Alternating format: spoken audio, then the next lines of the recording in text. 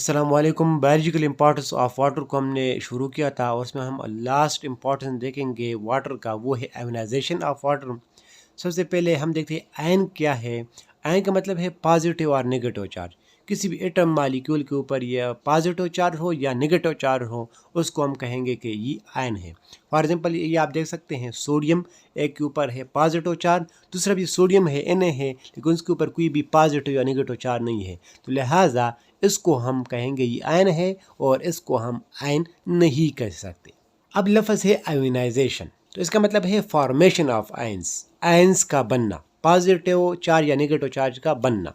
ये आप देख ले, मैंने लिखा है H2O वाटर, इसके ऊपर कोई चार्ज है, इसके ऊपर तो कोई चार्ज नहीं है, तो ये आयन नहीं है। इससे जब आयन बन जाएंगे इस तरह आप देख सकते हैं, ये वाटर मॉलिक्यूल टूट गया, एक में कन्वर्ट हुआ H पॉजिटिव और दूसरा बना OH नेगेटिव, तो यहाँ पे आयंस बन गए, पॉजिटिव नेगेटिव चार्ज आया, तो लिहाजा इस प्रोसेस को कहेंगे आयोनाइजेशन। तो यहाँ पे हमने कौन सा प्रोसेस किया वाटर का, वो तक हमने किया आयोनाइजेशन, यानी वाटर के मॉलिक्यूल से हमने आयंस बनाए, फॉर्मेशन ऑफ आयंस किए, तो इस प्रोसेस का नाम बना जाएगा आयोनाइजेशन।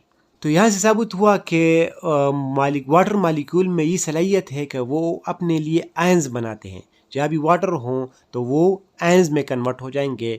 और इसका फ़ायदा क्या है, आप देख लें कि ये एक सेल हैं और ये आपको साइटोप्लाज्म नज़र आ रहे हैं, और आपको पता है कि साइटोप्लाज्म में 70 to 90% वाटर है। इस तरह आप देख लें H2O मैंने डाला, ये आपको वाटर ज़ाहिर कर रहे हैं।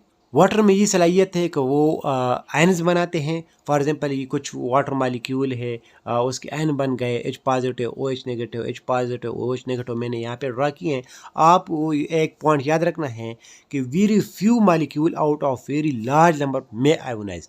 वाटर के बहुत सारे जो वो मालिक्यूल है वो आयोनाइज नहीं होते, आयन में कन्वर्ट नहीं होते। ये आयोनाइज होते, आयन में कन्वर्ट होते हैं, लेकिन बहुत कम मकदार में। यानी 100% वाटर में तकरीबन 1% वाटर जो है वो आयोनाइज होगा, बाकी उस तरह मालिक्यूल के शक्ल में ही रहेगा। तो लिहाजा जो आयोनाइजेशन पावर है, आयन कन्वर्ट करने में का जो पावर है वाटर का, वो बहुत ज़्यादा लो है। ऐसा नहीं कि सारे का सारा पानी एकदम जो है वो आयोनाइज हो जाता है, नहीं, कुछ परसेंट, 1% आप देख ले या समझ ले, वो आयोनाइज होगा, आयन में कन्वर्ट होगा, और बाकी जो है वो इसी तरह रहेगा। तो लिहाजा कुछ वाटर मालिक्यूल जो है वो इस तरह साइटोप्लाज्म में आयोनाइज शक्ल में होंगे, जिसमें पॉजिटिव और नेगेटिव चार्ज आएगा।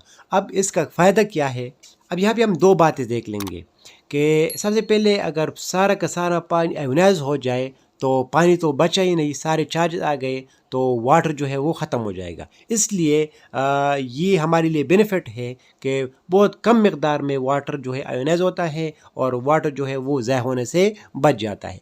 अब ये कम मकदार में जो आयोनाइज हुआ है, जो कुछ आयन बने हैं, इसका हमारे लिए फ़ायदा क्या है, तो आपको पता है कि इस साइटोप्लाज्म के अंदर मुख्तलिफ़ किस्म के एंजाइम काम करते हैं।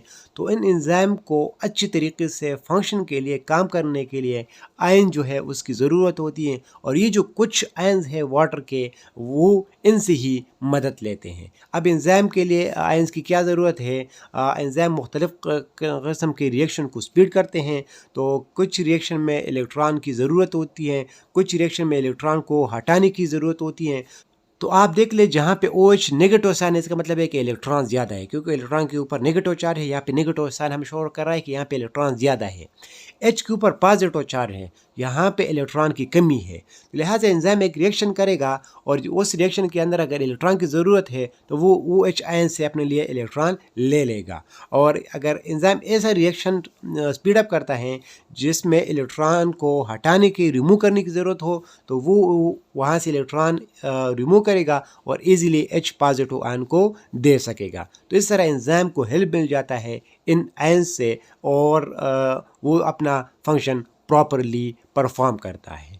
तो ये थी लास्ट प्रॉपर्टी ऑफ वाटर, जो कि थी आयोनाइजेशन ऑफ वाटर। के वाटर में ये सलाहियत है कि वो आयन्स बनते हैं, लेकिन कुछ मालिक्यूल जो है वो आयोनाइज होते हैं, और इस आयन से फिर एंजाइम फ़ायदा लेते हैं।